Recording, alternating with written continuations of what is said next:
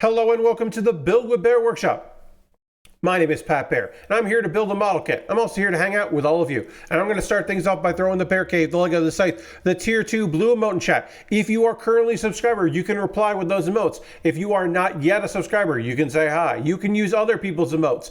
If you feel like being a lurker, you can just go ahead and lurk. Also, throw emotes into chat right there to thank Aristophan for subscribing to Tier 2, 78 months as a subscriber. So let's throw the emotes in the chat so we can thank Aristophan. Aristophan says 78 is a triangular number. 1 plus 2 plus 3 plus 4, 5, 6, 7, 10, 11, 12 equals 78. Thank you, Aristophan, for that. Appreciate it. And Lashbrook is here. Hello, Lashbrook. The agenda for this evening. Hey, Lord Crash, you did. Welcome, welcome. I got myself this model kit that we're working on, the Gundam Schwarzritter high grade, and we're going to continue to work on that kit. We're gonna keep building this cool model kit and see how far we get with it. We got the head done, the chest done, one full arm. We're going to get started on the other arm. The shoulder's already done for that arm, but we can keep working on it, keep going for it. A bunch of things we can chat about tonight, some good stuff, some not so good stuff, all kinds of different things and things that we can discuss on stream together. It is my last stream. Well, let's go over it. I shouldn't have cut myself out there. It's my last stream in the Carolina room. It's not my last stream. To be clear, it is my last stream in this room. On Saturday, I will be back in to other room. My folks return from Florida on Sunday, and what I didn't want to do is Saturday night at 11 p.m. have to move all my stuff out of this room. So yes, my temporary bear cave, and it's been under 31 days by the end of it. This temporary location shifting back. But I'm giving myself time. When I'm done with the stream tonight, I might turn off a couple things. I'll probably take this overhead camera down right there. I'll probably take that down. But I'm not going to start moving too much stuff in there. Tomorrow's agenda is to get my computer back in there, and then on Friday or Saturday, I will get all of this ready to go for Saturday's stream. And by Saturday night, I'll be back at it. Adjustments will be necessary, right? As I figure things out. But I'm fairly confident that I will be able to do Saturday with no problem. Also, I want to try to get some stuff done because Saturday, I should record video. I could do it on Sunday. I could wait till Sunday. But I have a new episode of Pat Bear's Anime Club to record. And I also have at least one Kuma Baer to make for Wednesday, because I usually do them on the weekend because the Kuma Bears are 1-minute videos, but I add in baked in captions, I should say. They're not subtitles. They're baked in captions. And I've got to type those out. If you're unaware of what I do, how I do that, I set my videos to, I write down as much as I can from listening to it once. And then I go back at 50% speed to write up a script, and then I add it into a text program, which is easy. And then I do my best to match. It's not perfect. I could do if I really wanted to, if it was my job to do it. If I really, really wanted to, I could do better job of the timing of it. But these are under 1-minute videos, and I'm feeling okay about it. The fact that they have them, I feel good about. And that they are baked in, that's important to me. So normally I record in batches of 2 or even 4 if I'm feeling frisky, but 2 generally. So I need to shoot 3 videos on Saturday. So I kind of want to get everything done that I need to get done as far as moving stuff in. And then also, hey, I got to clean up in here. There's probably some crumbs and such from eating in here on the floor. I probably want to mop the floor in here. I have to move some furniture around back to where it belongs because I have a big bookcase behind me. It's not that big, but it's a decent enough size bookcase that's behind me to help with audio. Now, I do have some settings in here that help with echo that do a good job in OBS. I have some OBS settings that I am fairly happy with.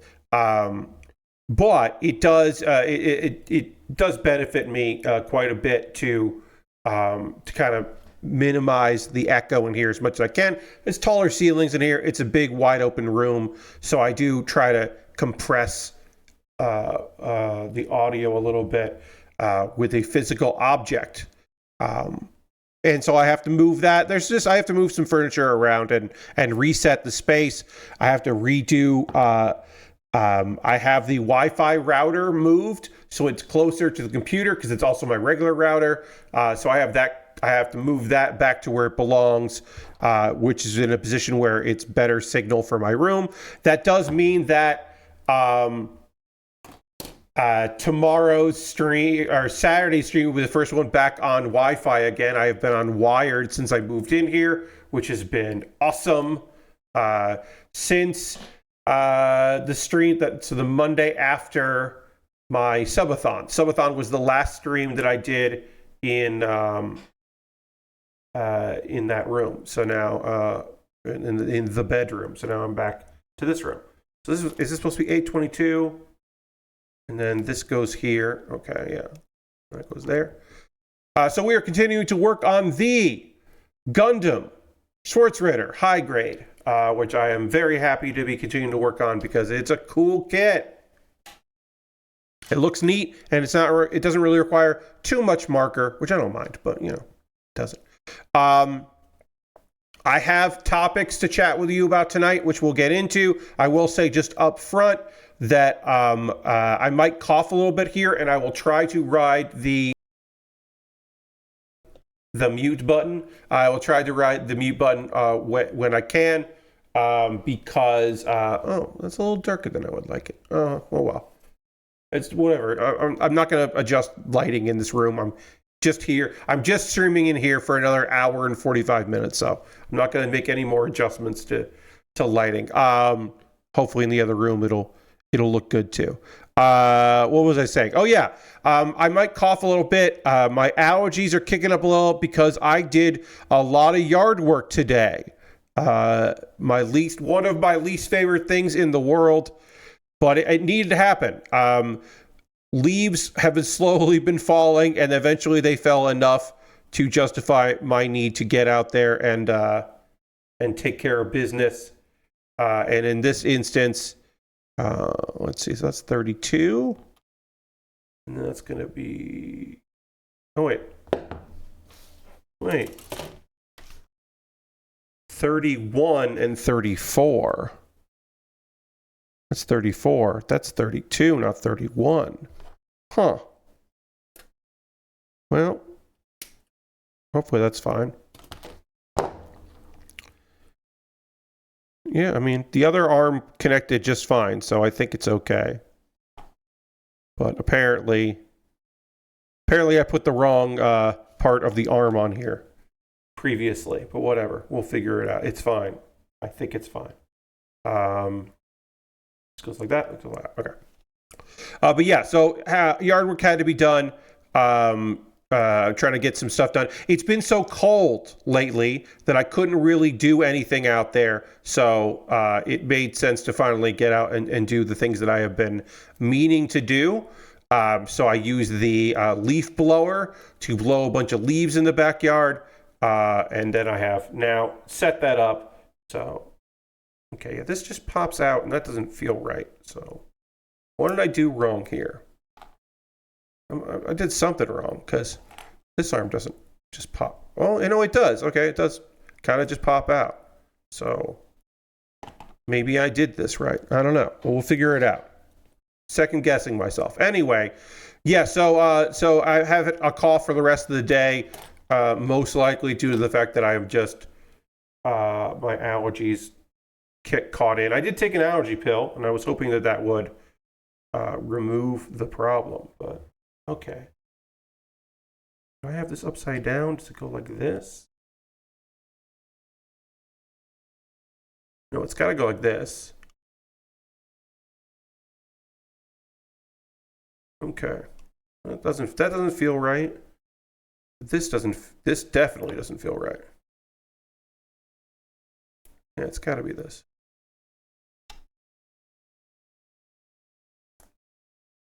That just pops right out. It's very frustrating because I've already done this arm. So like, yeah, and that looks right. Yeah, okay. Maybe it does just slide in and out. Oh, maybe there's a piece that goes in that will make it feel better. I don't know. Whatever reason, this part of the arm doesn't feel good right now. Which is weird, but true. So yeah, hopefully it won't sneeze or cough during the stream, but I did get yard work done, which needed to get done. So I'm not like mad about it. It did need to happen. It's just annoying. Oh, okay. Now that fits better. Okay. That does make it fit better. All right. Oh yeah, then we got to do the back part of this, which is B7, which is over here. So beyond that today, I did some cleaned the kitchen, just trying to get some stuff done. Just did a bunch of cooking. Should I have cleaned the kitchen after I cooked a bunch? Yes, which is why I did it.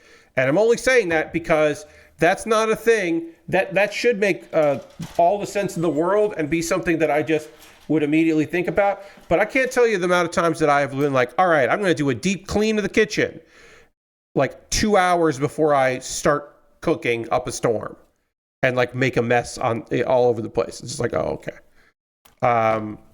But since my folks are returning on Sunday, that means that I only have 2 more meals left to prep in the house. And they're both very easy. I am ending this Pat cooks for himself every single meal, every single day thing, because there's a rotation generally outside of that, with just some easy ones. I made tacos the other day. Well, I made enough tacos, or I have enough taco meat, ground beef, for 2 meals. So it's been sitting in the freezer waiting for me to take it and defrost it, which I will be doing 2 nights from now to have tacos. I have plenty of soft shell tacos left, so that's perfect. And then the next meal after, or tomorrow, I'm sorry, I got a little fruit flies flying around. Hopefully I won't be bothersome. The plan for tomorrow is an easy dinner. I need something kind of light because I've been eating pretty heavy. I recognize that I have been eating fairly rich meals, and I would like to reduce that a bit. So I decided I'm just going to do tuna salad on a salad. Nice and easy. Why is this not connecting properly? There it is. Got it. Running into all sorts of issues. It's like I'm on like 75% or something. Weird. All right. So I need C15 and C16. Get those on here. These little friends here. So yeah, tomorrow's dinner is going to be nice and easy. This week didn't do anything. Like I didn't do any new recipes. I didn't challenge myself. I have been previously. I have been trying to challenge myself with like one new recipe or a new technique a week. Didn't do it this week. Just didn't do it. Other than using my own taco seasoning blend, which is a little too much chili powder in there, but still really good. Just a little too much chili powder. But that kind of has been it. That's been the big thing. Is just I've just been enjoying some good food, but I wasn't taking a lot of risks over this past week. This was just kind of comfort stuff,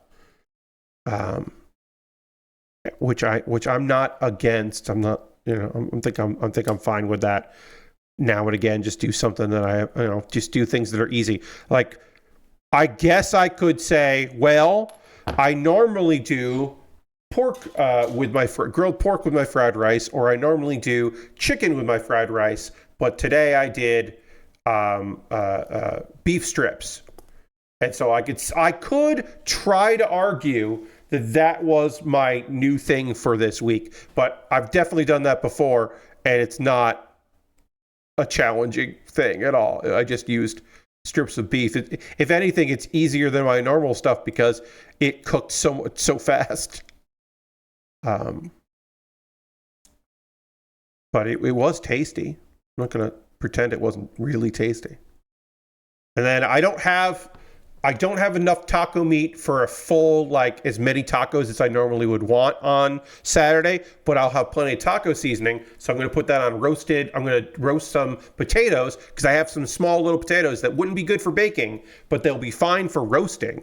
So I'll do some roasted potatoes in the taco seasoning.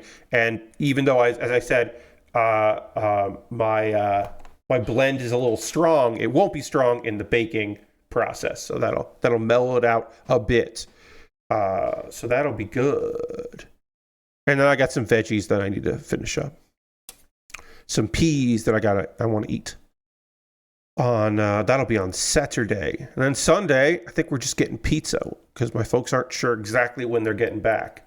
So we're just gonna get a pizza, which will be good because I didn't do Hey, that's something I can tell you. I didn't do Domino's at all this year. Or well, I haven't done it in 2025, but I didn't do it at all this time around. I decided I wanted to cook. I made nachos on the Royal Rumble, where normally I would get Domino's for the Royal. I like getting Domino's on Royal Rumble days, but I didn't do that. Instead, I went and got. I just had I made homemade nachos.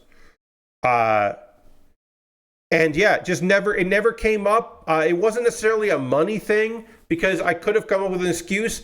I was just excited about various recipes that I wanted to do and just got into a rhythm of cooking. And it never made sense for me to be like, oh, I should definitely get some food going. I just never did. I don't know. All right, so we'll do a fist that can hold weapons because this kit does have weapons. So we'll do that version of it, which is going to be J133. This hand here. So yeah, I was surprised. Like I said, I normally do Domino's. Last year, I think I did Domino's twice because I had made a big order. I got like cheesy bread and then also a pizza, and I built enough of an order that I had like an emergency pizza that you could order where you have to pay for delivery. But I had a ride that day for something else, and I was like, hey, if I order pizza, would you mind swing by the Domino's on the way back? And so, because it was a free pizza, and I tipped. Don't fucking worry about it. I definitely tipped, even though it was store pickup, because I was like, well, you know, this is a free pizza and I'm excited to have it. But I was like, I wouldn't get that for delivery, but a free pizza, if I'm picking it up, that sounds good. And so, like I said, I had a ride confirmed already. I was like, well, I'm going to do that then. And that was pretty great. But that's last year. This year, like I said, no Domino's. Didn't end up doing it. I don't regret it. I think it was fine, but maybe I should have gotten Domino's. I don't know. Maybe I minorly regret it. Now that I'm really thinking about it. Maybe I should have. Oh, well. I did do Arby's, though, and that's the most important thing, is that when I went to the post office, I went across the street to the Arby's. And that, like I said, that was important. That was an important visit. Had to do that. All right, we finished the arms. Arms are done here. Top half of our kit is done. Got the arms. Got the chest, got the head. We're ready to move down to the feet, which we'll do because we jump the waist, we jump the legs, we go all the way down to the bottom. This is a kit from the era of, that's the order you build in. It's like, okay, I don't know why that became the priority, the steps for Gunpla, but that is the steps for this era of Gunpla, like the mid 2000s all the way to 2020 or so, just became the build process. Lord Crashton says, in my re-listen of the Beastcast, I did reach an episode where Vinny laments how much food he can eat from Domino's when his family's out of town. That's a lot more than he normally eats. Yes, that became a thing. The Vinny order is a thing that for years when I would, anytime I or anyone else it felt like would mention Domino's, like if I said, oh, I'm getting Domino's, or here's the Domino's I got, inevitably some duder or multiple duders perhaps, would be like, oh, you didn't get Vinny's order? And to which I would often respond, no, I don't need that much. Like, for me, getting a medium thin crust with 2 toppings and cheesy bread was like, well, I'm not eating all of this in one sitting. Like, no, this is going to be meal and meal. Like I'm going to eat most of this pizza, and I'm going to eat like half of this cheesy bread, and then I'm going to eat the rest of it for like lunch and then maybe a snack, because like this is already too much food. It was a medium thin crust, wings, and cheesy bread for the episode I listened to. Yeah, I think that's his order. And to me, it was just like, you don't need both wings and cheesy bread and a medium thin crust. You should have one less of those things. That was always my particular opinion on that.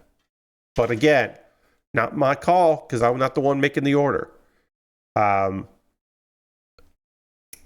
last time I went to Domino's, I didn't even get the pizza. I think I just got the chicken bites and the cheesy bread. Now, I do know that they have a pepperoni and cheesy bread. I said pepperoni weird there, so I stopped myself. I started saying it weird. And the idea of of their cheesy bread that also has pepperoni in it, I'm like, that sounds pretty good. So I almost did that. Whoa, wind is picking up. Sorry, I can really hear the wind. Lashbrook says, I haven't eaten dinner, and all this pizza talk is dangerous. I'm sorry, Lashbrook. I did not mean for that. I never mean for that. My apologies. I'll tell you this. We'll close the chapter on food here and talk about other things. I made beef fried rice tonight, as I said earlier, and it tastes real good. I got a little left over for lunch tomorrow. Excited about that. Beef was tender. I had fresh bell pepper, and that was really good in there, sliced up.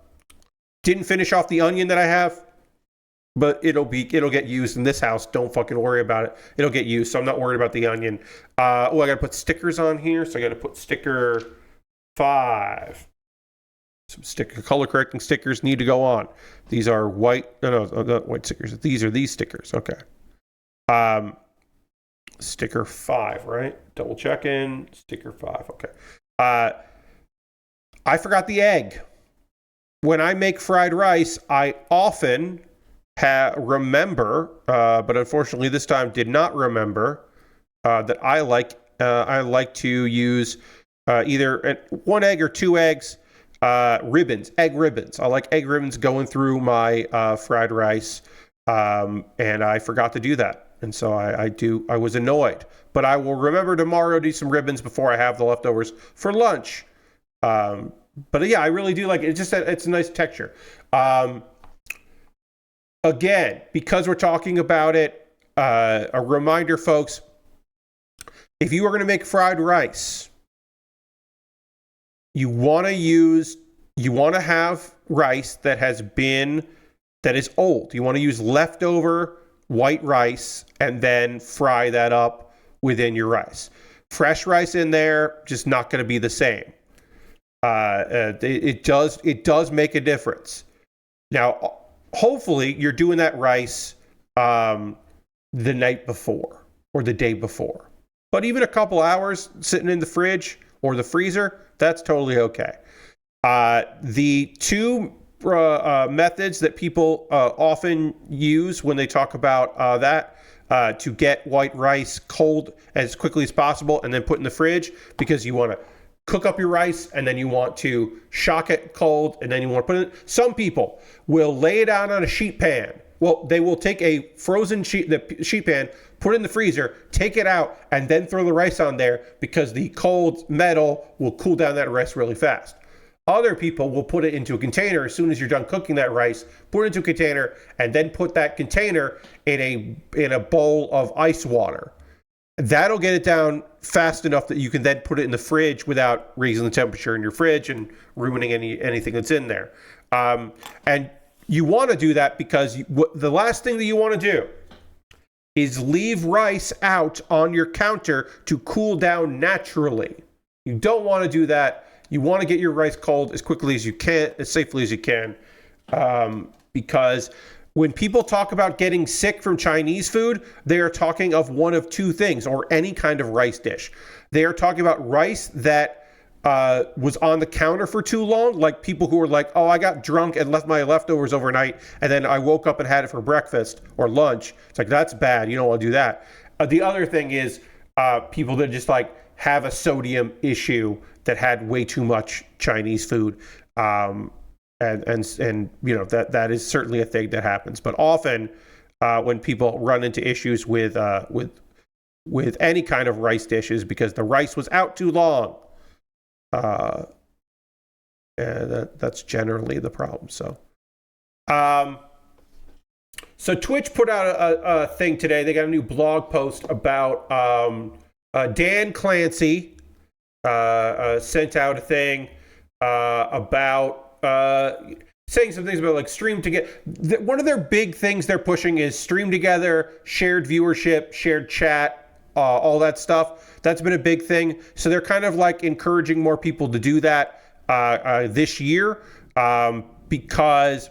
So I kind of wondered, like, why are they doing that? Like, why do they care about streaming together? Because like maybe it encourages people to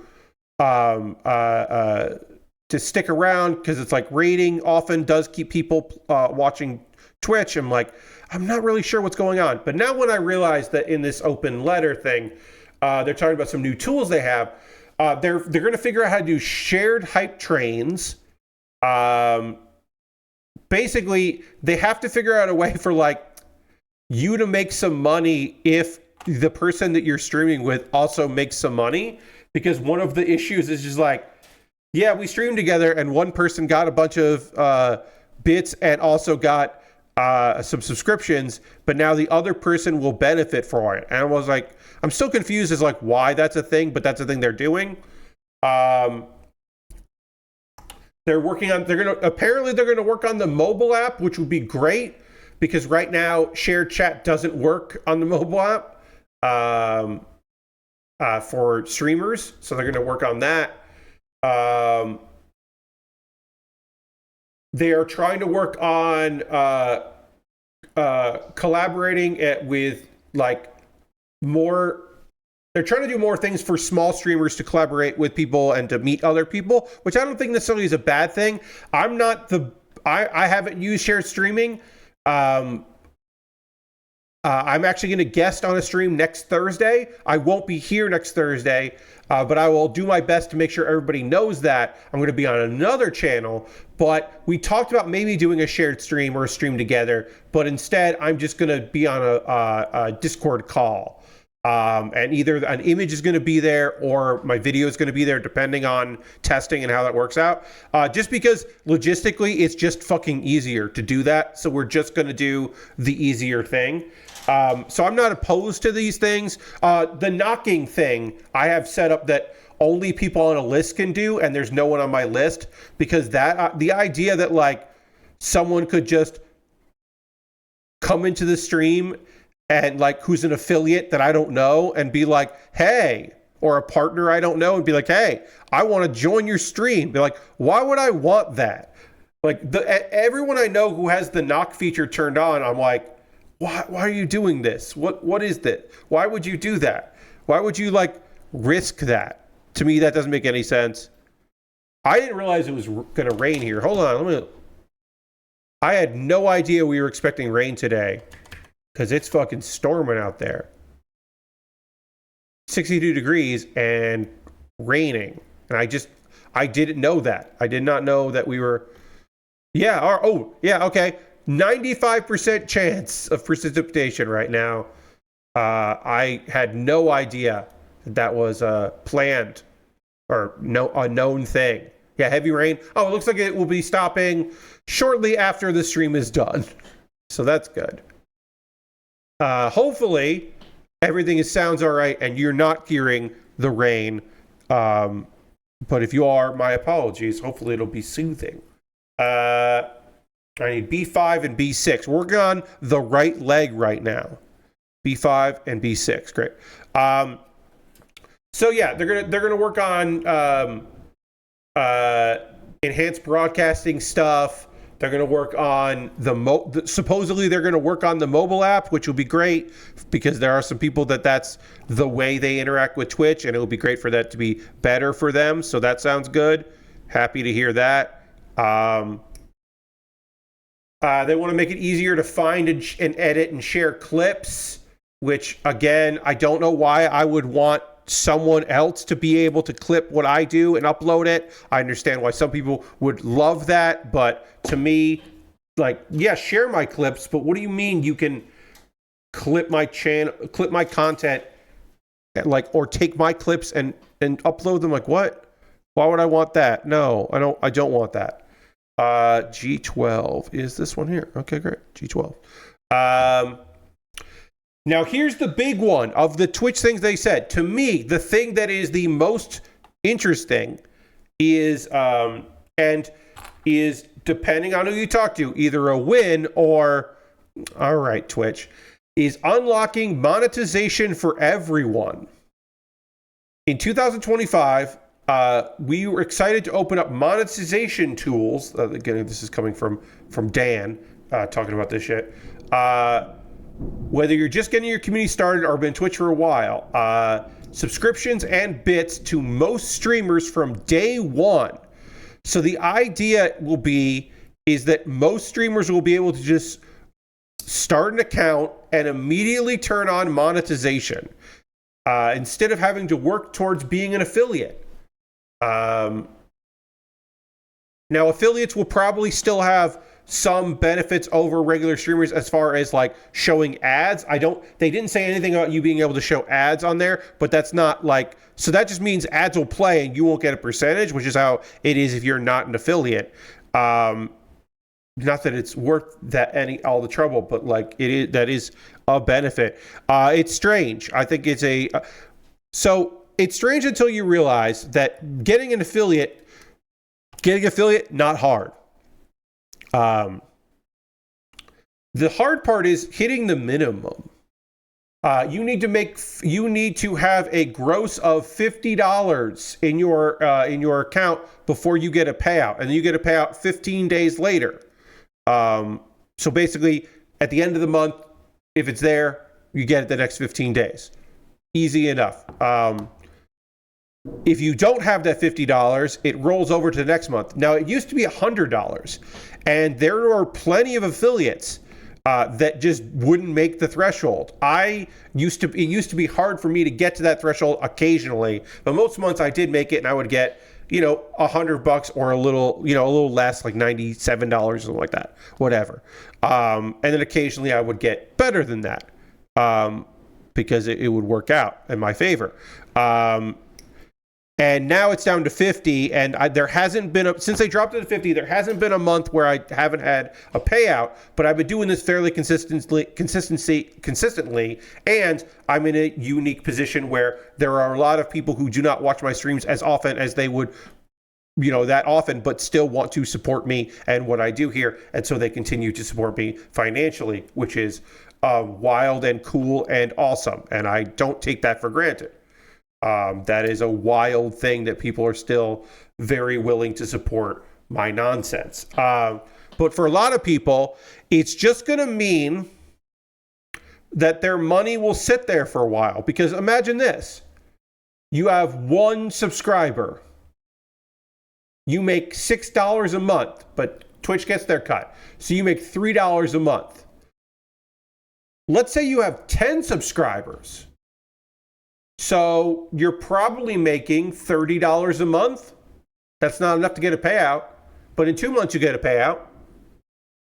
Here's the part that I was like, oh, this is your fucking plan, huh? This is the part where I'm like, that's neat for people. And then, oh, wait, this part isn't neat for people. We're also introducing an option which will allow all streamers to use their earnings on purchases within Twitch. Go fuck yourself. Go fuck yourself. So that means me too. That means if I want to buy stuff If I want to buy stuff at the Twitch store, well, I don't have to use my own money. I can use the money I earned here without having to, the pesky bank stuff of having to take that money out and then spending it.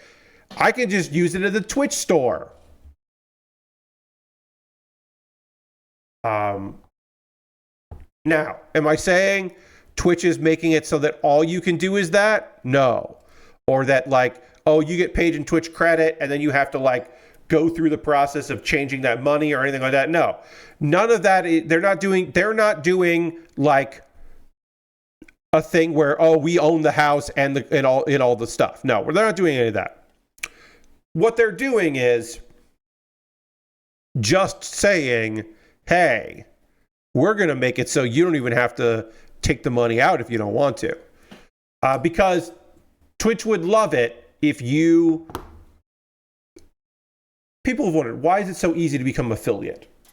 Why is it so easy to become affiliate? And the truth is because they want you to be streaming. They want people to be watching ads. And if the way to get you to not do ads is to subscribe, that's the easiest way for you not to see ads is to become a subscriber.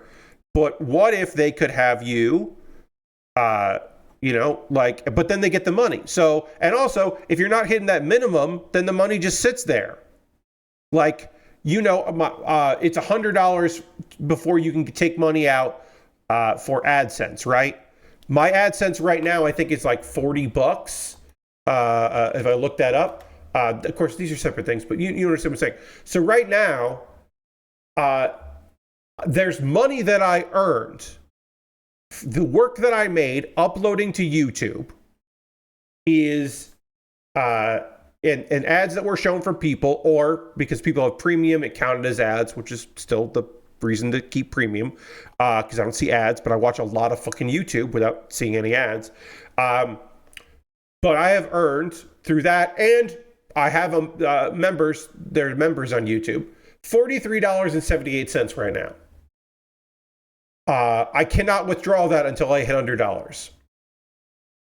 So I need to make more than double what I have there before I get another payout. Now, it's February, so theoretically, I'll hit that by the end of the year. Or the summer, maybe, if things go well. But there's no guarantee. It might just live there forever.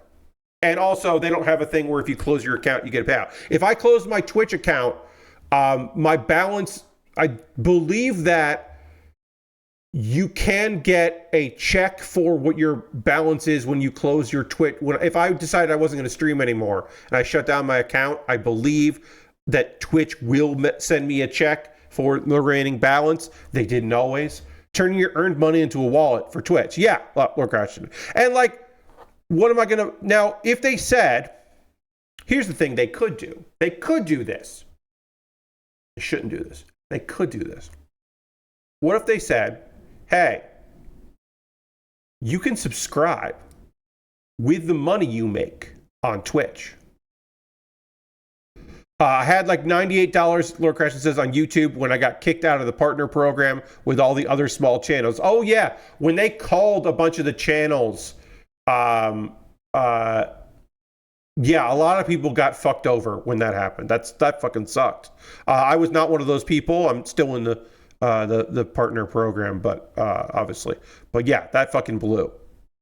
No, Twitch could do a thing where you could say, hey, instead of your PayPal or your credit card or your bank or whatever getting charged every time you subscribe, you could just take it out of your funds if there's available. And if there's not available, then you don't want a negative balance, but you can do that first.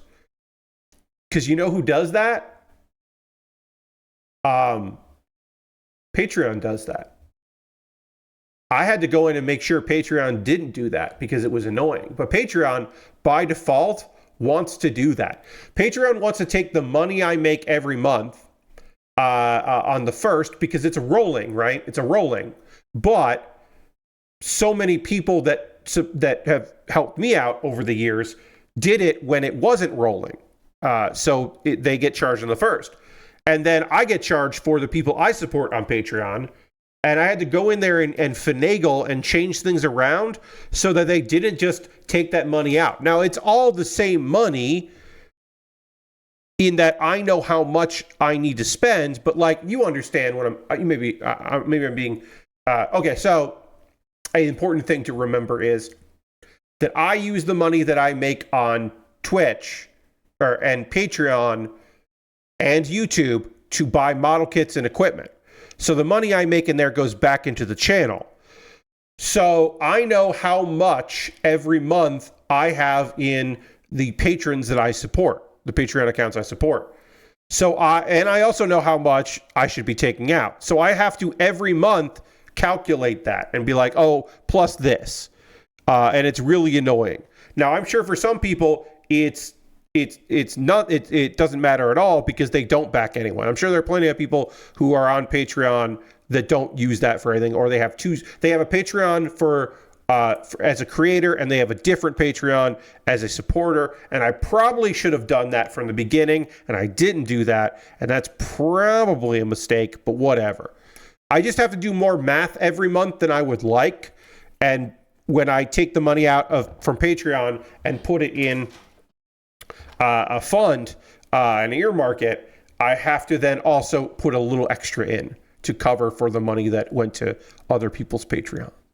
And I wish that I wasn't doing that. But I could see a world where Twitch tried to do that. Where they were like, oh, if you have money in your fund, like if you have $37 in your fund, why wouldn't you want to have the two people that you back, like $12 come out of that every month? Like, why wouldn't you want that? I could see them doing something like that. But most likely, they'll mostly just be doing it because they'll be like, oh, yeah. And of course, you just do that because you want to save money on... you just want to save some money on a t-shirt or something. I don't know. I don't know what... purple hoodies. Do people still buy purple hoodies from Twitch?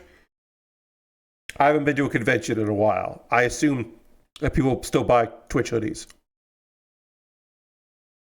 Oh boy.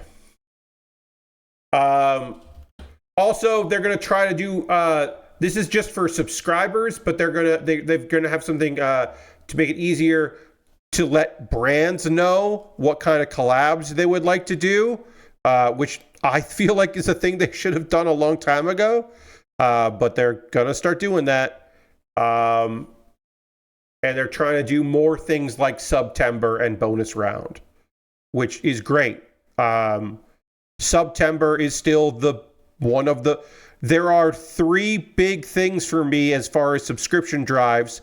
One is bonus round, one is September, and the other one is the semi-annual subathons. Those are the big things. Those are the big things that financially that really push people to come see what I'm up to and into and decide if they want to subscribe or those things. So y'all were great this year in September and bonus round. Don't get me wrong. Y'all were phenomenal. It's always appreciated.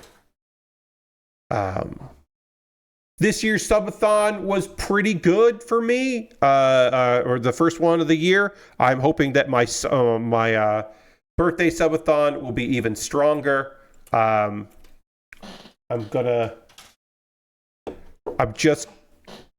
try to juice it and do a Friday subathon. That'll be a couple days before my birthday, but like just blatantly ask Jeff Gerstmann to raid me after one of his Friday streams. Just be like, hey, I would like you to raid me after that because it will be good for my numbers, because I would get a flood of people, because last year's summer subathon was really fucking strong.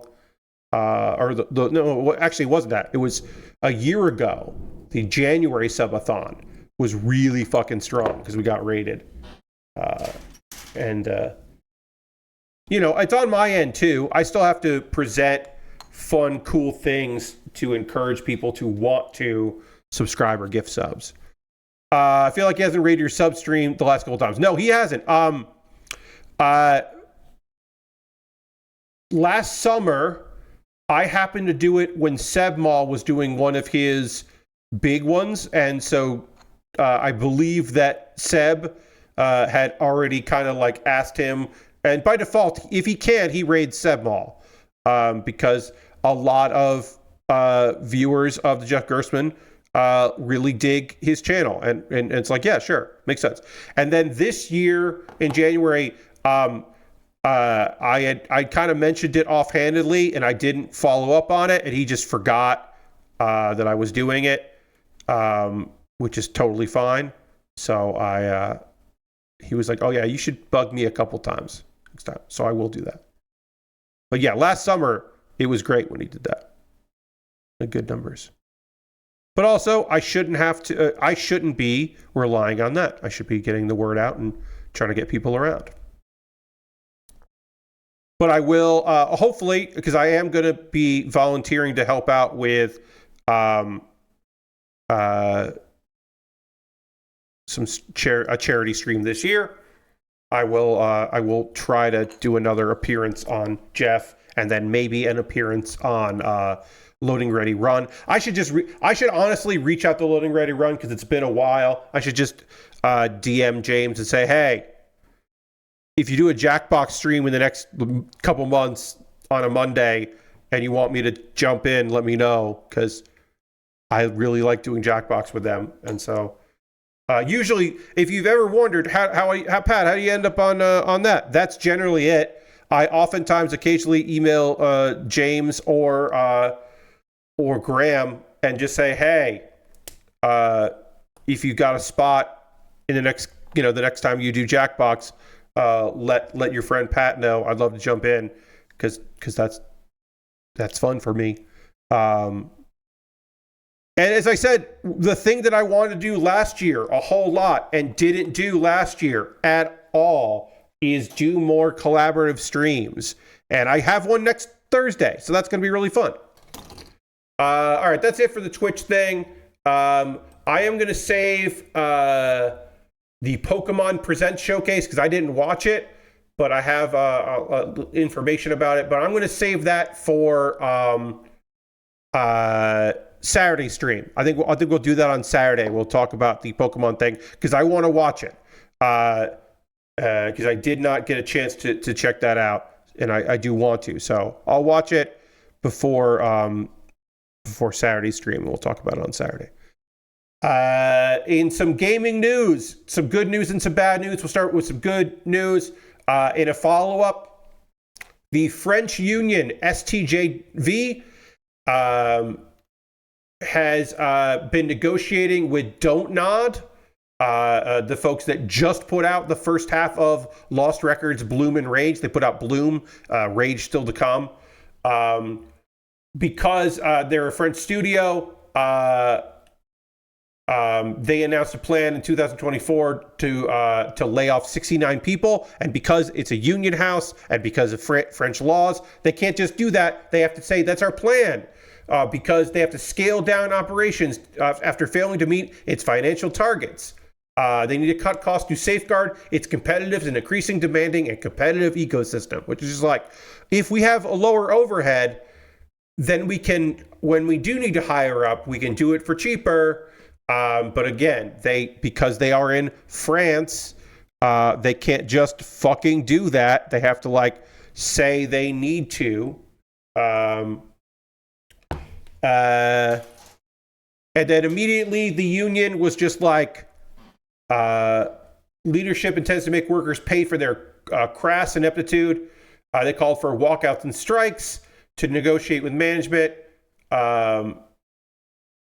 And they have been negotiating ever since. Now they say they were able to wring out a deal. It explained the new deal has widened the scope for voluntary redundancies, which will say, it looks like they've saved 60, out of the 69 jobs, it looks like they saved about 20 of them, which is not a small number by any match. And it does mean that some people are taking a offer to leave their job, but they're going to get a lot more out of that, which is much better than just being laid off, because in some instances it's better because it's people are making that call themselves as opposed to the weirdness of just being laid off. Because I'm sure there are some people that don't want to fucking work there anymore. The number of jobs being cut is reduced from 69 to 49. Since there were numerous resignations since management announced the layoffs. Because again, some people were just like, actually, I don't fucking want to be here. And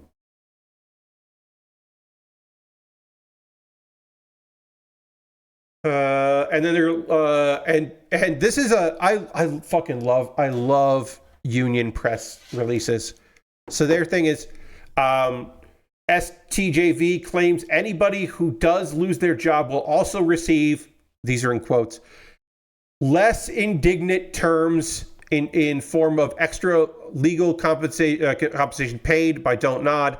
Deal also ensures that anybody who chose to strike between January 13th and January 17th will be paid for those days, and that fucking rules. If you went out on strike, the people that did go out on strike are getting fucking paid for their time, and we over here love that. We love hearing that. Fuck yeah. Strong fucking union efforts. You love to see it. And if you don't love to see it, this is probably the wrong stream for you, my friends. If you don't love to hear about strong union collective bargaining working, well, then I don't think I'm the right stream for you. But I wanted to share that because it's really good. Let's see. Here's another piece. There's so little good video game news, but here's a piece of good video game news. If you have been waiting to get a PlayStation VR 2, if you were like, I'd like to get a VR 2, the PS VR 2, but I don't want to spend all the money that it costs, well, don't worry about it. It's going to cost less. It's going to cost $399. And it's going to be a permanent price drop. This is not a temporary. Permanently price dropped. That's $400 in North America, 449 euros, 400 pounds in the UK, and 66,980, which is about the equivalent of $447.19 in yen in Japan, of course. It was originally $550, so this is a drop down. Now, is that a good thing? I don't know, but it's happening. So yeah, if you held out, congratulations on holding out. Bloober Team, the people that somehow, against all odds and expectations, made a fucking good remake of Silent Hill 2, are going to continue to work with Konami with another IP on a second game based on a different property. So it won't be another Silent Hill game, it doesn't sound like, but it'll be something else. And that's great. They're still doing their own games, but they're also going to do another work for hire. And that is not Silent Hill. And that's great. Because again, by all accounts, from both people looking to get into Silent Hill and people who fucking love Silent Hill, Bloober Team did not drop the ball. And there was every belief, honestly, that they would. So, congratulations. We'll get to do something else. And then lots of layoffs and shutdowns at WB Games. WB Games has shut down 3 internal studios. Lastbrook says, I didn't realize a different Konami game. Yes, it's not a new Silent Hill or another Silent Hill remake. It is something else. WB Games has closed Monolith Productions, Player First Games, and WB San Diego. And along with those closures is, of course, layoffs. They have supposedly moved some people to other departments and other divisions. And there's a statement that went out there, internalized. They got to there. Wonder Woman, the game that Monolith had been working on for 7 years. If you ever wondered, hey, what, they made 2 Mordor games and then stopped making games. No, they were just working on a game that apparently got rebooted, that some people will tell you was an unmitigated disaster. Other people will tell you this was a really special game and it was basically done and just polishing was happening, depending on who you talk to. I will just say at this very moment, that I had friends that were working on that video game that now don't have jobs. And that fucking sucks. There were a couple people I knew who were working on that Wonder Woman game. And it's a real shame. And as always, losing your job sucks. But also, if you've been working, like, look, I'm not saying everybody worked on that game for a full 7 years. But there are definitely multiple people, lots of people, who worked on that game for 4 years or 5 years or 6 years. And they don't have anything to show for it because they can't show any of it. All they can do is like say they worked on an unannounced, like they worked on an announced game. Maybe they can say they worked on the game, but they can't show their level design or their portfolio. It can't be included in that. Basically, Multiverses is what Player First in early access in later said, oh, that was early access because they didn't say it in the moment. Then later said, oh, yeah, this game's in early access. That got shut down, came out last year, and that is being shut down in May. And a reminder that WB acquired them. They were making the game as a third party and then for them. And then WB was like, well, we should just have this in-house, and acquired them and then is shutting down the studio. WB Games was founded in 2019, and they were working on a free-to-play mobile games. And we believe that game was also canceled.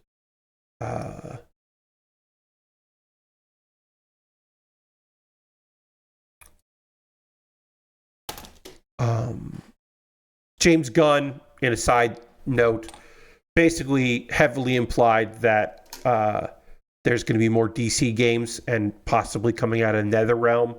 Making another Justice game makes a lot of sense. I could definitely see James Gunn being really into the idea of another Injustice game that totally tracks.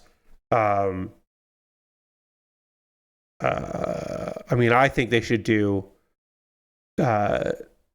Mortal Kombat versus DC again, because that was fun. I had fun with that. I had more fun with that than Injustice, but I'm not the target demographic for fun and cool and weird fighting game stuff. So I'm only going to say so much because I'm not the target demo for this. It just fucking sucks because it's mismanagement at the top level. You can say like, well, Pat, they had to reboot the Wonder Woman game, and and I'm not saying you would say this, but people would say this, like, oh, well, like that, it's been such a troubled thing, and hey, they're making that, but like, they only make so much money off of it because it costs so much money, and like, yeah, that sounds like executives should have been fired, right? Maybe you should fire some executives, and also, maybe you should have canceled that. If it's such a bad game, maybe instead of rebooting it, you should have canceled it. Or canceled it 3 years ago. Or 2 years ago. I don't fucking know. I'm not a game developer. I just know that it fucking sucks that all these people are out of work. And a studio like Monolith is gone. That had a real fucking legacy of making some cool ass shit. Some real fucking bangers came out of that. And yes, a lot of people that made the people that were the tops of the divisions that made those bangers had already left. I understand that. But also, that's not a That's never great when a bunch of top people at a company leave that studio to go work for another studio to make something else similar because they can't make the things they want to make at the company. That is a management issue. There's a problem with management if that is the thing that is happening. God fucking damn it. I got a manga to talk about and some anime to talk about, and hopefully some cool times. We'll take a pause for the cause once I put this on here, because we have finished the leg. I imagine that I will be finishing this kit maybe by the end of... Yeah, well, not tonight, obviously. Tonight I won't, because I'll probably finish the leg. We might even finish the waist, but we'll finish this kit on Saturday, because all we have left is the backpack, which is also the guns, or the weapons, the swords. So I think we'll finish this on Saturday. So tomorrow I'll do a poll for my $10 patrons, the last poll of the month, to find out what they want me to work on after this kit is completed, which will be cool. Which we might start on Saturday, but might not start till Monday. Because I think we'll finish this up on Saturday. But I don't know. I'll have a better understanding tonight by the time we finish this. Anyway, now is the part of the stream where I'm going to talk to you about ways you can support what I do here. The pause for the cause. This is my opportunity to talk to you about ways that you can, financially support what I do here. You being here is the most important thing, so all these things are optional, of course. You don't have to do any of these things, but if you would like to, I would love that. First and foremost, let's throw the Bear Cave, the Lego, the Scythe, the Tier 2 blue emote in the chat. Being a subscriber is the easiest way to support what I do here through Cash Money or your Prime Gaming token. If you would like to subscribe, or you want to use the token to do that, or you want to be like a Arista fan, do Cash Money, that's great. You can do that. You could also gift a sub. We haven't had any gifted subs this month. If you want to gift a sub right towards the end of the month, that's totally cool. Bits and coins always appreciated. If you want to join Harold on the cheer leaderboard, you could do that. That's all the ways to support me that's right here on Twitch. There are other ways to support me if you want to do that, and I'll chat with you about that right now. I mentioned it several times tonight. I have a Patreon at patreon.com/PatBear. Over on my Patreon, there are 4 different tiers. The $1, that's right, I've been doing this so long, I still get to have a $1 tier. The $1, $3, $5, and $10 tier. There are different rewards for different tiers. Consider joining me on Patreon. I had a couple people drop their monthly support, which is understandable and okay. One of those people perhaps lost their job. Perhaps they lost their job and are cutting back on Patreon, which I would understand. Being joined by Patreon and one of those tiers, $10 tier is going to get to vote on what I build next, because this kit was bought off my Amazon wish list. But when I don't have something for my wish list, then I just build the things that were purchased for me, or that I purchased with money from subscribers. But yeah, see if there's a tier that's right for you. Also, I have a YouTube channel, youtube.com/PatBear. Over on my YouTube channel, you can subscribe, of course, for free, and see the videos I put out, which I'll link in just a moment. But also, you can become a member over there. And for just $2 a month, you get to see my Wednesday videos on Tuesday. So you'll find out what my March theme is before anybody else does. You'll see the first March video next Tuesday, which I have not recorded yet, but I know what it's going to be. Let's see. Got that. Other things. Those are all monthly ways to support me. If you would just like to help me out one time, like a tip jar, I have a PayPal and a Ko-Fi, and you can send money to either of those. Everything I make through direct donations. Through YouTube, which includes AdSense, so watching my videos helps me out. Through Patreon and through Twitch, all goes into a fund, and out of that fund, I take money out to buy model kits. I got a backlog of stuff that I want to work on. Some really cool looking kits. We're throwing in the emotes, appreciate that. A bunch of different things and things.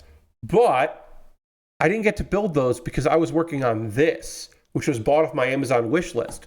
If you would also like to do that, if you want to buy something from my wish list and have it get its own dedicated video on my YouTube channel and have it jump the queue and become the next thing that I build, well, you can go to my wish list and see if there's something there.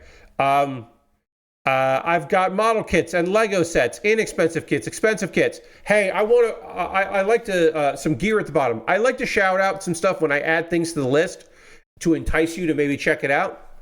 I recently added the Hekija. I have to learn how to pronounce it. It's Hekija, so I think it's Hekija. The Hekija is a kit from Iron-Blooded Orphans that I haven't built. I have said this now on 2 different occasions. This is the last Iron-Blooded Orphans kit, other than the premium Bandai ones, that I haven't built yet. I'm now finally building the last one that I haven't built. I've said that twice now. I'm a liar. I swear to God, I didn't know this kit existed. It's not a new kit, because they are making some new Iron-Blooded Orphans that's based on the mobile game that may or may not have ever actually come out. So they are making new ones, and there's also a manga. But this one, which is only $13 and looks like a dude, seriously, it just looks like a fucking guy. I'm going to put the full link here in the chat. It just looks like a fucking guy. And so it just looks like a guy in a suit, like a power suit. It looks like power armor, especially the power stance that he's in. It looks like a dude in a suit that also has like big shoulder pads. Anyway, that's on my wish list. You could buy that off my Amazon wish list if you want me to build. And actually, I think maybe you know what? Honestly, I should stop saying it. I should just stop saying, now I've built every Iron-Blooded Orphans kit, because I keep finding new ones, new to me ones. Anyway, I have an alternative to my Amazon wish list. If you don't want to buy stuff from Amazon, it's kind of, it's a little Evangelion, Lord Crashton. It is a little Evangelion. I have a Throne wish list, and I would love it if you bought something off my Throne wish list. Also, they announced a new Master Grade. Yes, Lashbrook, as I said, Iron-Blooded Orphans, occasionally they announce a new kit. But what I'm saying is, not even taking that in consideration, I just seem to be missing old kits here and there, and it's very frustrating. But I got a Throne wish list. That's my alternative to Amazon. And then also, if you want to support me financially, but you need it to fucking require steps, it just can't be an easy thing. Go to USA Gundam Store. USA Gundam Store, you will get you can buy a gift card, and they will send you an email with a gift card code. And then they will send you an email with a gift card code, and then you can copy that gift card code and send me a whisper on Twitch or a DM on Twitter, and I will then magically, sorry, let me just real quick here. I just have to block some people. Got to delete some conversations here. Sorry. I will take that gift card code and I will buy something on USA Gundam Store. And you can, of course, send that to me through Blue Sky or Mastodon private messages as well. And I guess maybe a Discord. I don't know. Let's see. And then... If you want to support me, but you don't want to spend any money, you should join my... Hey. You should join my Discord. If you haven't joined my Discord, you should get in the Discord. It's a nice little place. I post build photos at the end of every stream. People post stuff they're working on. It's a cool place for fun folks, and you would like it there. I have a couple video links for you to check out. This week, I put up a new episode of my occasional series, Pat Baer's Wrestling Club. It is a tier maker list of AEW wrestlers who have won a divisional championship, like the men's world, the women's world, the tag, and the trios. Before they won those, but they haven't won a major divisional championship in any other major promotion. So it doesn't account, like if you're a tag champ and then you want one place and a trios another, then it doesn't work for that. But if or you won the NXT belt, it doesn't work for that.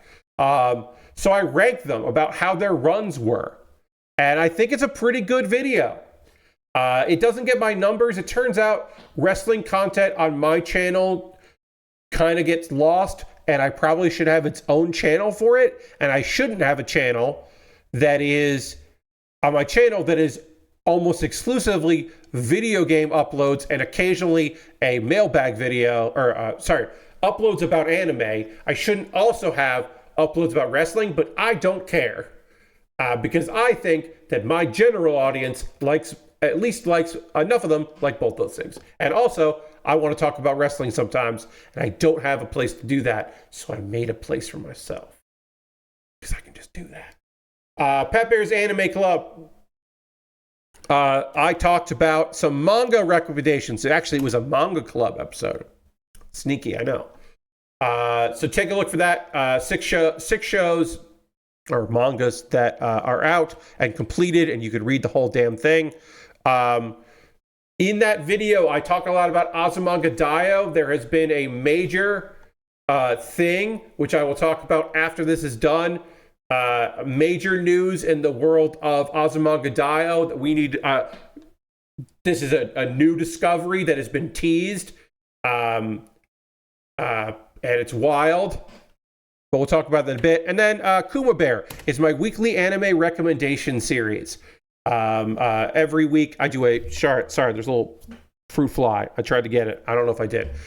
There is a every week I do a video with the theme being different every month. This month's theme is romance because it was February, Valentine's Day and the like. So I talked about some romance anime, and I ended it with talking about Bloom Into You, which is is on track to be my most viewed. It's at least in day to date. It's hitting the algorithm hard somehow because this video, it has as many views as normally takes me like a week to get. It's at 515. It is now, I think, the best short I've done this year.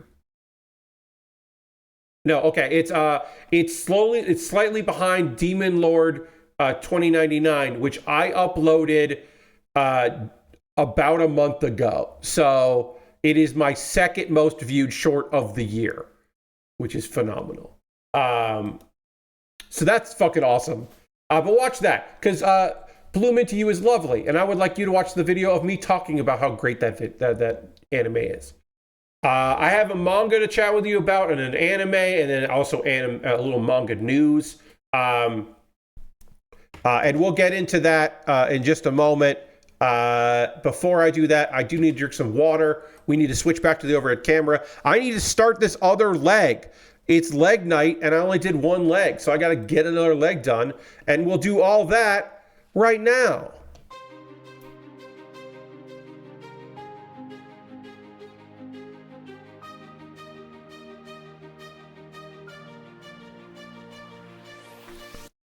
That's your excuse to drink some water to hydrate. If you haven't been hydrating, get some hydration going. I know there's at least one of you out there that also takes a sip of water when I take a sip of water after the pause of the cause. I know there's at least one of you out there that does that. So hopefully you took advantage. Lord Crashton wants me to the dance button. Hey, I'm going to need a new song for what month? Monday. No, Saturday. I need a new song for Saturday because Saturday is the 1st. So I got to get a new song. This is the last stream where I'll play this song. So we'll take a little dance break here. Oh, yeah.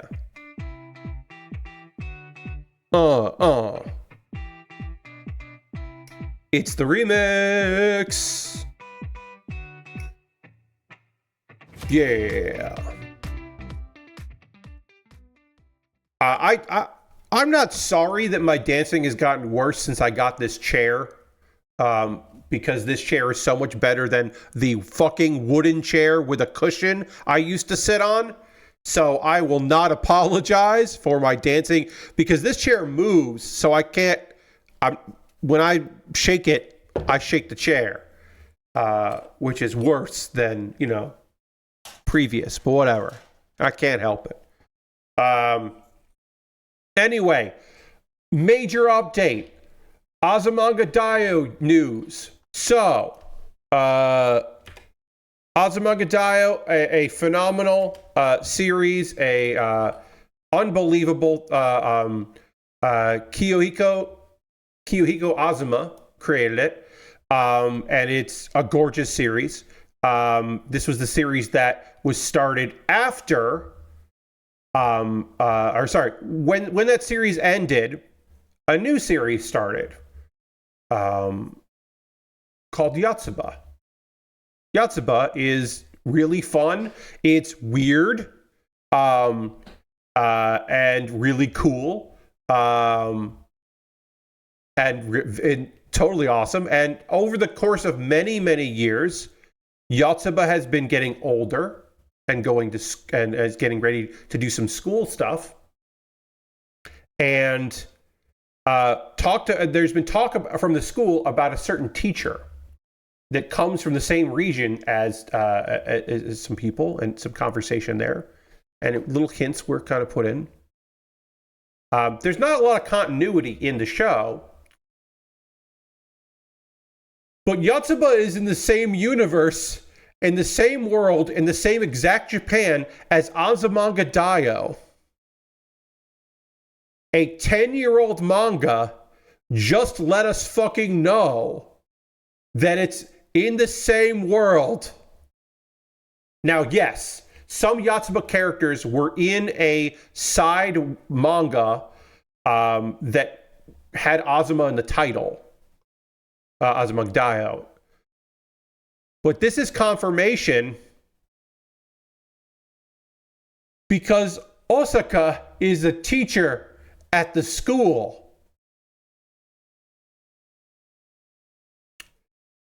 A joke that was made in Azumanga Daioh just fucking happened in Yotsuba. And yes, a manga can just do whatever the fuck they want. There was a joke where they were talking about what they wanted to do for careers. And Osaka is slow and nice, but dumb. Just dumb. And so Chiyo-chan, who is a genius, said that I think you should become a teacher because you would be your students would really like you. You'd be really good with kids. Something to that effect. And then the teacher gets told that, and she gets mad, and she rushes at Chiyo-chan, and she's like, "What did you say about me?" Because basically being like, "Oh, you told this lovely dumb girl that she should be a teacher? So you're insulting me and all teachers," basically. And it's a good fucking joke. Osaka is a fucking teacher now. They did the thing. She's wearing a fucking track jacket at school because you track, a gym uniform as a teacher, and it's in the same fucking universe. So that means other characters could show up, or she could never show up again because it's just like, ha ha ha. I made this joke about this girl years ago, and now she is a teacher, and that's very funny to me. But what the fuck?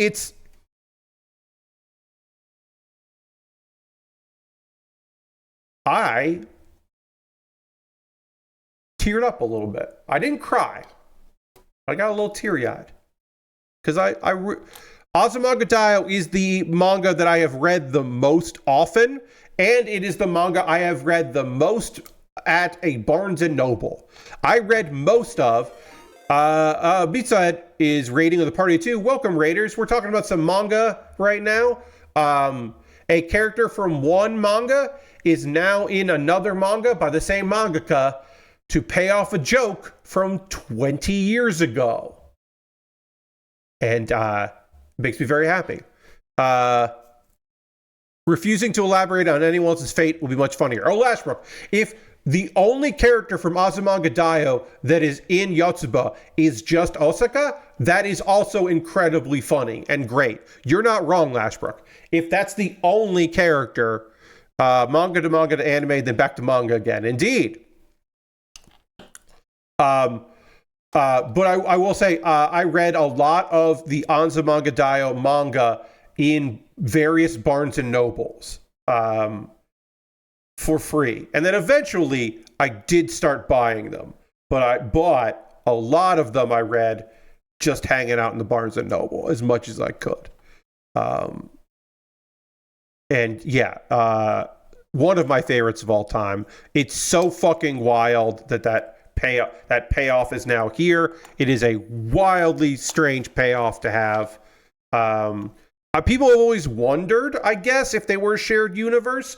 Because like I said, there was like a one shot of them, and it was like, so people kind of like put two and two together and certainly thought that was the case.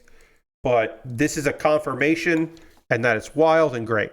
Now, speaking of manga, here's a manga that I have been reading that's new and is unrelated to previous conversations. But I want to tell you a bit about the Cynical Knight and the Gentle Princess building fairy homes and a life together. This is a fantasy setting, a relationship. You could make the argument that it is part of the banished subgenre, because our main characters were both kind of like set into a random place. But I think that's a stretch, so I don't want to call it that. This is just a slow build romance fantasy manga. Lashbrook says, but also to me, that comic someone made where Hikari has a TV rolled into a classroom because she's doing double duty as a Twitch streamer is canon. Yeah, I mean, yes. That's not canon, but that's definitely headcanon. Like that's yeah, certainly. You're not wrong to want to keep that in as your own at least personal canon.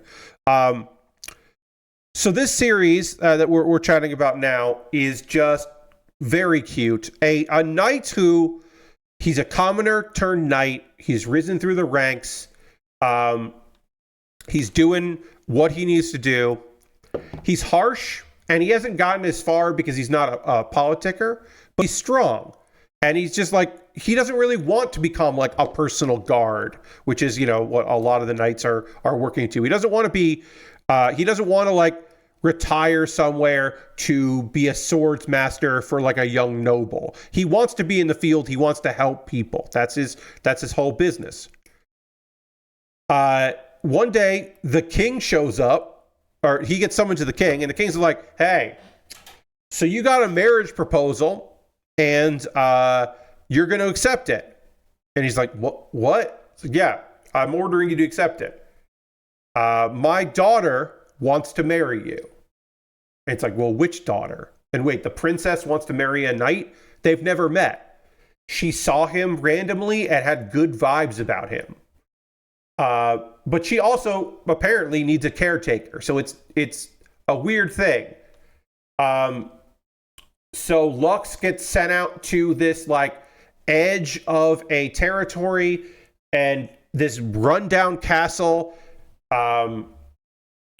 So he shows up to go and basically he goes there to refuse it. Like he's just like, well, I'm gonna say no to this because this is nonsense, and I shouldn't say yes to this. So he's gonna go there to turn her down. But he pretty immediately realizes that they have something very interesting in common. Before I say that, there's the whole thing of like, she's never really been out with people. She is a weird princess, apparently. He doesn't know a lot about her. But she's just kind of like there by herself. She doesn't have anyone working for her. And he's like really confused about that. And the castle's really run down and he doesn't know what's going on. But she seems really sweet. And so he's just like, what's happening? Come to find out, for her entire life, she's been able to see fairies. And that's a thing that people don't believe in. Some people do. Some people are like, oh yeah, fairies are real, but not everyone can see them. And it's a weird thing to be able to see them. It's weird for this princess, one of the many royal family members, to be able to see that. And she's just like, it's okay if you don't believe me. And Lux is like, no, I do. I can also see them. He's also been able to see fairies his whole life. The weird thing about Lux, though, is he can talk to them and understand them, which she can't. Someday she might be able to, but right now she can't. And so the thing that ends up happening is he kind of immediately realizes, like, this girl definitely needs someone to look after her. She's really nice. Also, fairies just naturally want to hang out with her. So that's cool. There is an onion fairy. There's the fairy who, like, is in charge of the kitchen. And he likes to hang out on Lux's shoulder. And he's just like an onion spirit.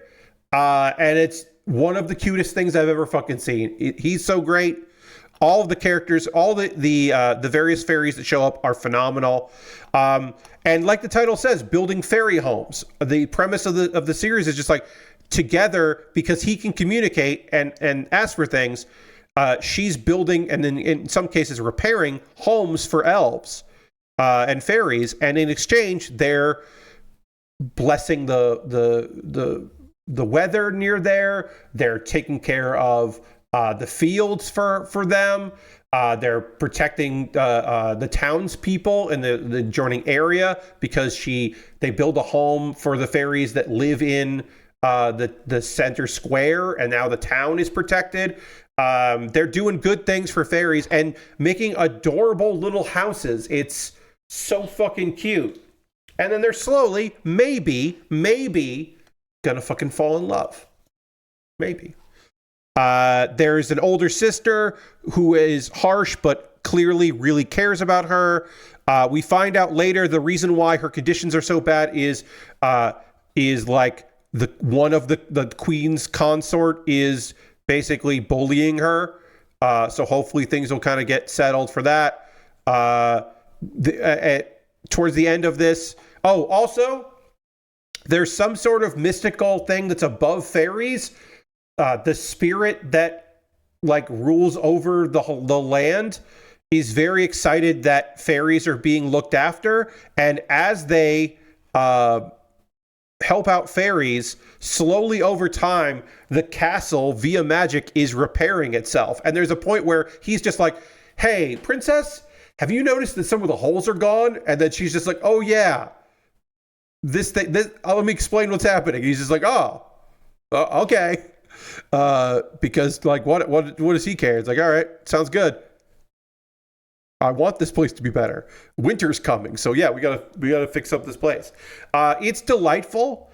There is a bit of a sense of melancholy because you do get the overwhelming sense that this girl is just so nice and is dealing with a lot with a smile. And Lux is like a guy that like has never considered himself to be particularly nice, but he's, honor bound. But he's a good dude. He's just putting up a front. It's lovely. There are 2 volumes out right now. I believe, I can't remember what streaming service it's on, but I've got I got the graphic novel, the digital graphic novels of it. But it is also on a service. I just can't remember which one. So my apologies that I cannot remember. But it's really good, and I recommend it if you're looking for something a little different that is really cute. I highly recommend you check out The Cynical Knight and the Gentle Princess, Building Fairy Homes and a Life Together, because it's real good. Now, that was the manga that I have been reading. Let me talk to you about the anime I'm watching. Sorairo Utility is phenomenal. Episode 7 was the VR episode, and which was like hit or miss with me. It had some good gags, but apparently at the end of that, they got a high score on the AR golf game, and they got some prize money for doing it, which is great because now we're back to real golf in the real world. So they decide that they're going to use that prize money to go to a quote-unquote slightly better golf course. They're going to go to a course they haven't been to. It looks pretty much like their previous one, except that they can hire, with the fees, a caddy that is going to go give them some pointers. And it turns out that caddy is a woman named Megami, and she also used to take lessons from Haruka's father, and is an old friend of Haruka. Now, at first I was like, oh, are they introducing like another like teen character? Are we going to finally have our fourth member of the squad? Because right now the squad is only 3, and often the girls doing things subgenre has like 4 ladies. But no, she's older. She's got a kid. And she kind of represents the past. And now we finally get some fucking lore shit that you'd think we would have gotten way earlier than now. Confirmation in this episode that Haruka, our pro, was a child prodigy. She was very good at golf, but she gave it up. She didn't want to keep going pro. She wanted to focus on her love of it because she was falling out of love with golf, and wanted to kind of get back to that.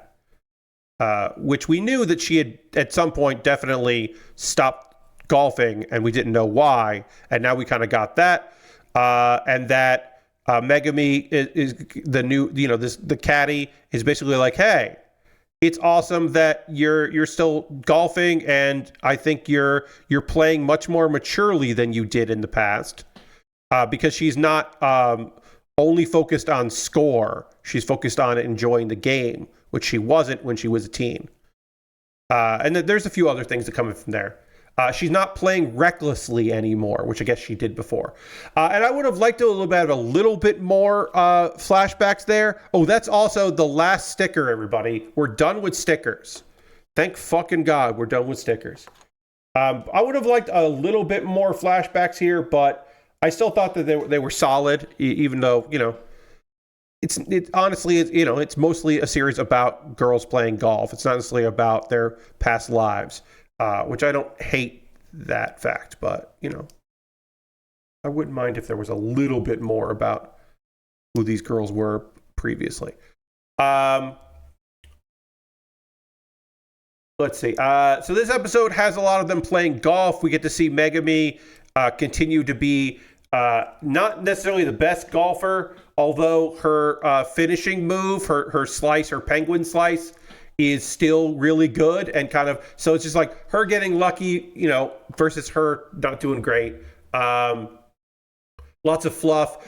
There is an ongoing gag in this episode where our main character is Megami is constantly she keeps running literally afoul. She keeps running into a flock of birds, and at one point a deer, and just like her running away from a deer was like got a prolonged chuckle out of me, because I was just not expecting it. Of all the things, there'd just be a deer. So there's that's kind of going on, because they're trying to offset the realness of remembering the past and having a reconnection with somebody you haven't seen in a long time, and that kind of stuff. So yeah, her running away from a bunch of crows fucking really got me. That was a good gag, and I was not expecting that gag. Ooh, actually, I just fucked up. There is one sticker left. I do have one sticker left that I need to put on, and luckily I tossed that aside. So I was wrong. I have one more sticker. I forgot about that. The ankle has a sticker on it, so I need B30. Sorry, everybody. I lied to you. The other part of this episode that was really fun is Ayaka had something to do here. Now, throughout the episode, she was kind of giving some tips and some just kind of helping out here and there. And then at the end of the episode, our new character is basically Megami is like, hey, have you ever considered being a caddy? Now, we know that this character does like golf, but mostly she's there. It's part of her coverage because she's a streamer. But apparently, like, and when you think about it, like, oh, okay, last episode, she was kind of giving tips, and she was giving tips in this episode. So that kind of makes sense. That's kind of an interesting way to look at it.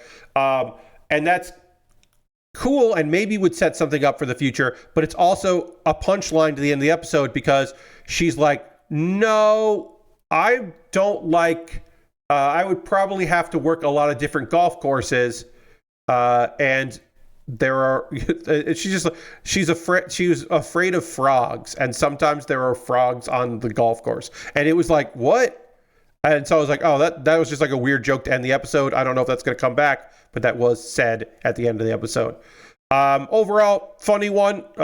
Some good silliness, some good fluff. The series is very light. That's the whole fucking point of it, is to be light. So I'm not mad at it for being light.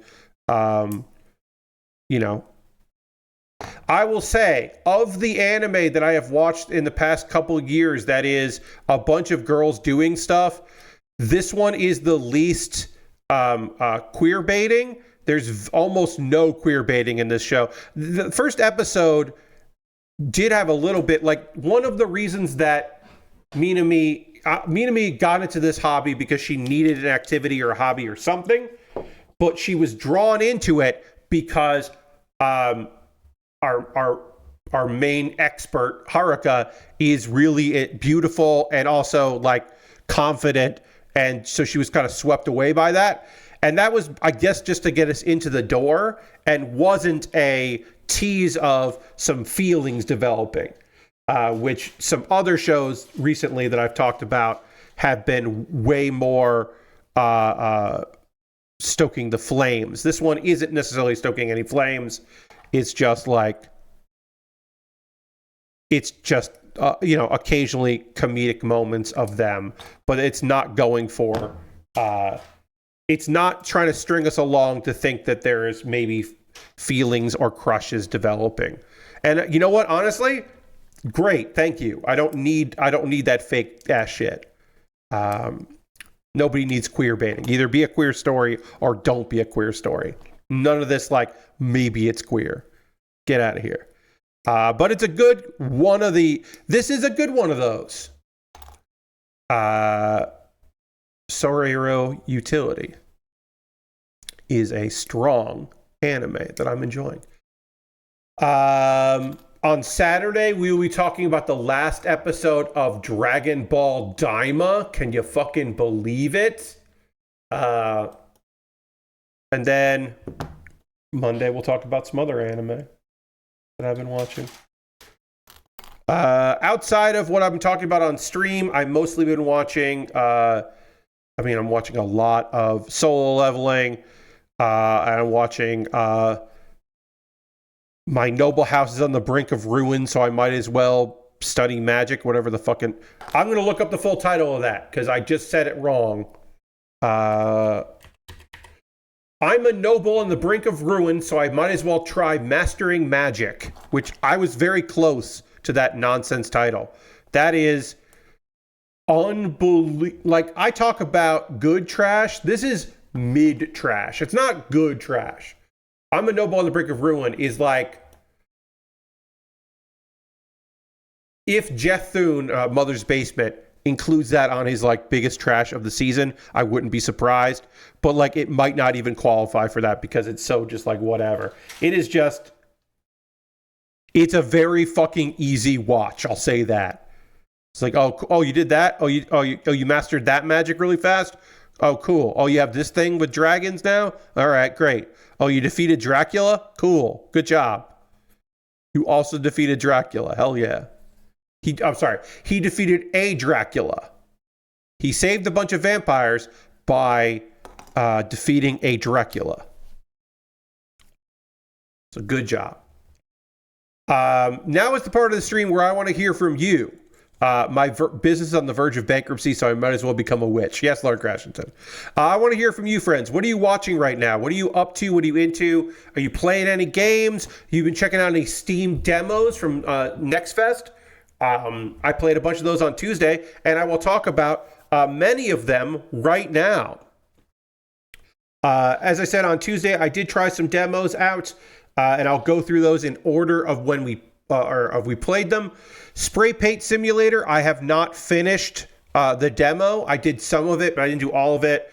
The more I play it, the less I like Spray Paint Simulator. I think it is technically sound. I think the major issue of spray painting, if it was just painting, I think I'd like it more. But spray paint, by its very nature, isn't soothing to me. And I'm starting to get the sense that I don't actually like that game as much as I wish I did, I guess. But the demo's out there. You can spray paint a car. You can spray paint, and then after that, you can spray paint a kitchen. I will finish it probably, but I didn't do it on stream. Wheel World, I have played. I picked up Wheel World yesterday, and it's fucking great. It is such a great game. I'm just having such a good time with the demo. The bike feel is phenomenal. The pedaling, it just feels good and responsive. Obviously, it was an easy race, but I did win my first race in there. And so here's the thing. Obviously, it's the demo. It's the first race. I won. It felt so fucking good. It felt unbelievably good to win that first race. I love the skeleton, Skelly, as your navigator. I want to find treasure and build my bike up and get more boost so I can keep fucking boosting. I just had a really fucking good time with that goddamn game. I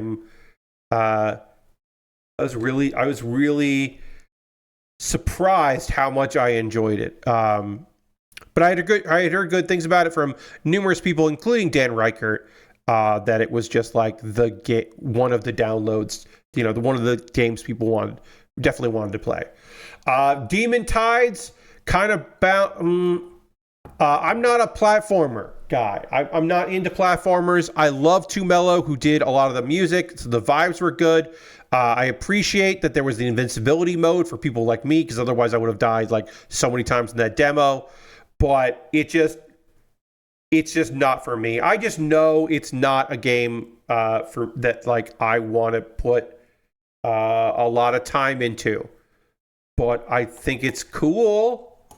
I don't want to play it. But I do think it's cool. Teenage Mutant Ninja Turtles Tactical Takedown is really fucking fun. That is a great little like XCOM with turtles. Teenage Mutant Ninja Turtles, I should say, and it was good. I have not picked up the demo again. I will finish it. I probably do a little bit of it tomorrow or Saturday. Probably once I move all this stuff into my bedroom, back in the bedroom tomorrow, I will probably treat myself to some demos while watching Jeff Gerstmann's stream. That's probably going to be my reward for busting my ass to get that done. But yeah, I thought it was really fun.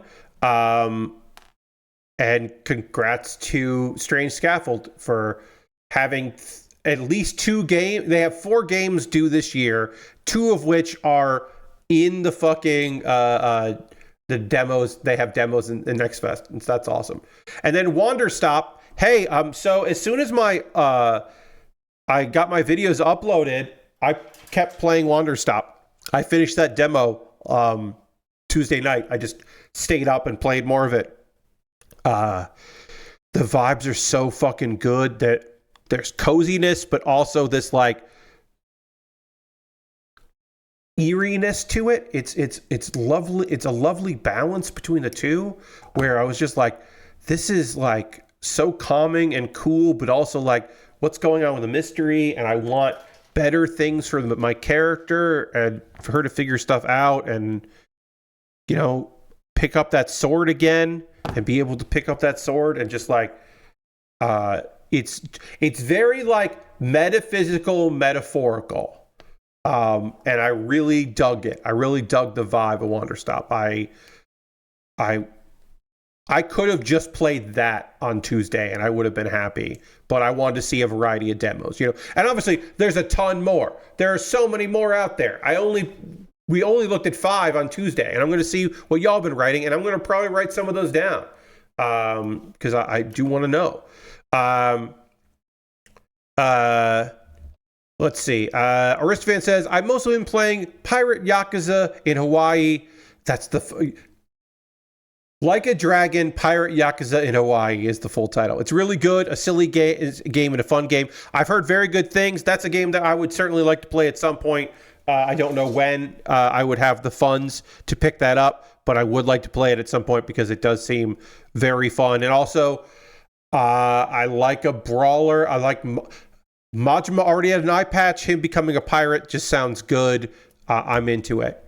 The very idea of it makes me happy.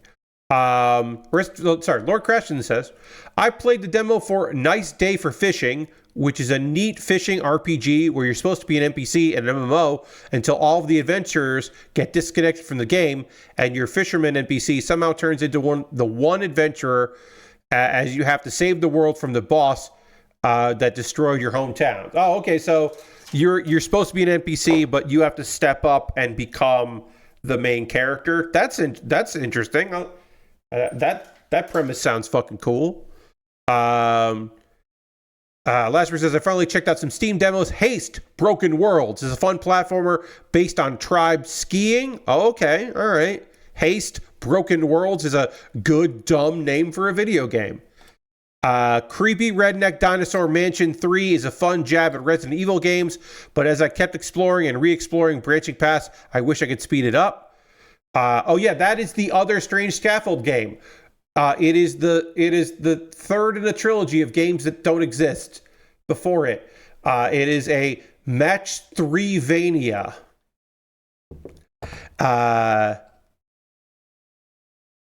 I played like 10 minutes of First Berserker Kazan, which is it sure is a Souls-like. Yeah, that sounds like a Souls-like. A reminder, folks, most of these demos are going to shut off March 3rd, although some of them may stick around depending on the publisher. A lot of these may just disappear again and maybe get a different demo. So if there's any part of a demo that you liked, that you're thinking like, ooh, I didn't finish that demo, you might want to play it just while you can, before they stop working. Lashberg is thinking about caving and seeing Gundam. I don't remember how to pronounce GQUX in theaters tomorrow. Go with God.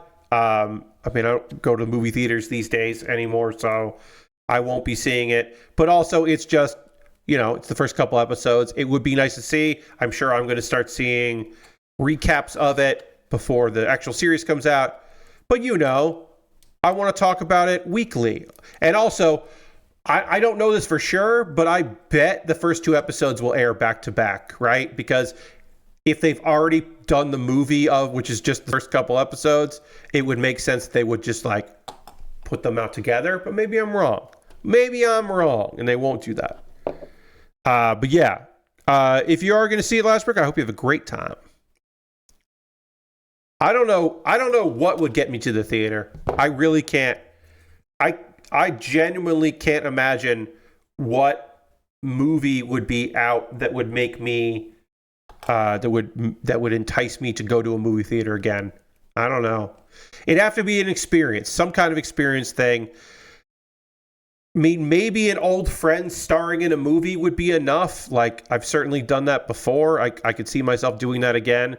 If somebody that I'm real tight with for decades was starring in some kind of movie. But like, I didn't see the second or third Sonic movie in the theaters, and I love Ben, and want to support Ben. But I saw the first movie in theaters. Damn right I went out to see that movie. It's the last movie I saw in movie theaters. I saw Cats, and then I saw Sonic the Hedgehog, the movie, in theaters, and that's it. That's the last movie I saw, and I kind of liked that. Because I've never been a big movie... I'm mostly for the spectacle. I mostly go to movies for that. But I don't always... Yeah, I'm not often going... I got shushed at the Lego movie. A friend and I went to go see the Lego movie, and we got shushed. We got a raid. Welcome. Dare Saber raided. Welcome, Raiders. Happy to have you here. Artistic Biologist is here from the raid. Welcome. Hello. Unfortunately, we are just about done with this stream, but we'll hang out for a couple of minutes. I won't immediately leave, but we are close to sign-off time here. I was just going to finish this waste piece here, but we will chat a little bit before we go. But I appreciate the raid. Welcome. Hit the follow button if you haven't already.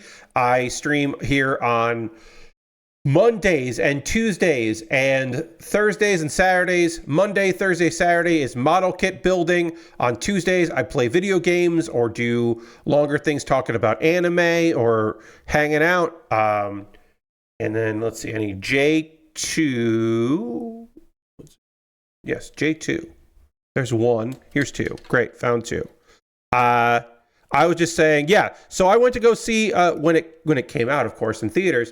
The Lego movie, and I went with a friend of mine. Obviously, I was not a child. We did not go on a week. We went on a weekday, like early, like late afternoon. So I guess kids could have come after school, but like there weren't a lot of kids there. There were kids, but there weren't a lot of kids. There were a lot of people there. And while my friend and I were not on a date, you could have assumed we were on a date because we were around the same age and, you know, blah, blah, all that stuff. You could have assumed that. There was a woman who was there with a child that was seating next to us. And she got up to come over to us and said, I hope you're not going to talk during the movie. The previews hadn't started yet. It was just those like, solve this puzzle or go to the lobby and get a snack. So I immediately just said, we're going to make way less noise than the kids in here. It's going to be okay. I was not going to, like, I think this person was going to try to shame us for going to see a kids movie, but it's just like, nah, go fuck yourself. We're all nostalgia poisoned. I'm going to see the Lego movie with a friend of mine because they wanted to go see the Lego movie. Get out of here. But it was one of those things like, we didn't talk during the movie because that's not what we were going to do. You know who talked during the movie? The kid that she brought to that woman brought to the movie talked during it, which of course they did. It's a kid.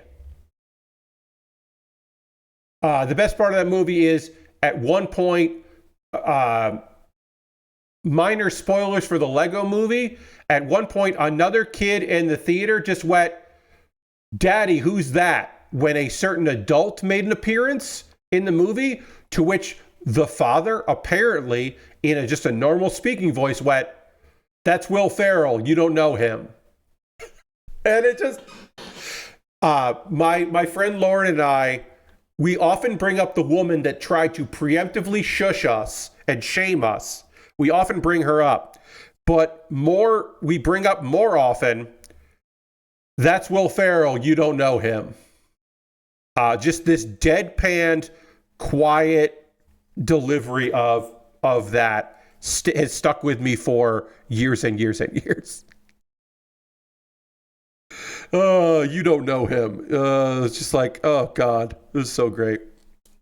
Anyway, Lord Crash says, I did get a cool chill game called Minami Lane on Steam where you're building Japanese neighborhood to accomplish goals. It's on sale for $3 right now. That does sound cute. You know that dad has to say that a lot. Yes, that dad has to just be like, Dad, who's that? I'll tell you who that is. I don't know who that is. I know you don't know. Like, yeah, that dad answered that question quite a bit, and it just really fucking made me laugh. It has stuck with me for years. If I ever meet Will Ferrell, I will probably mention that anecdote because I think it's good. I think it's a cute anecdote. One time I went to go see I saw you in the Lego movie. Great job. Also, when I was there, Dad had to answer his kid about who you were and said, you don't know him. All right. We are almost body complete on this kit. There's a little more to do. We got a little bit more to do with this thing. Actually, we got to panel line it, so I'm not going to put it together here because I got to panel line it. On Saturday, we're going to finish this kit. So tomorrow, I will send out something to my $10 patrons, a poll, so they can vote on what I build next. I don't know what they're going to pick.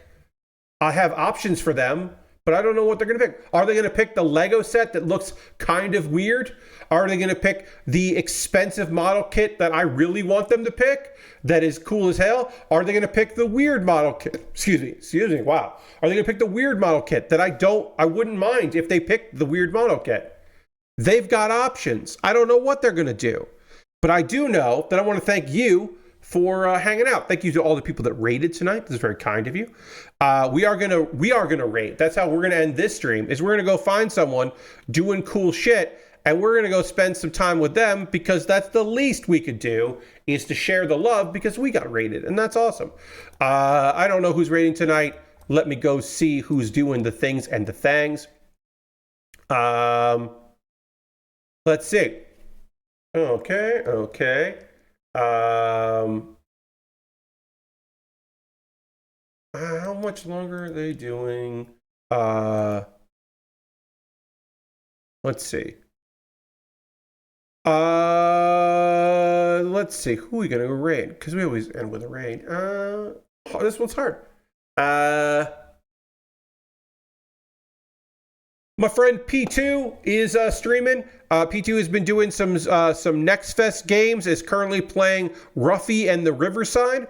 So I'm sure that P2 is going to pick games that I didn't show on Tuesday. So I think that's a fun idea. So let's go hang out with P2 because P2 is online. That's the name. My VTuber friends.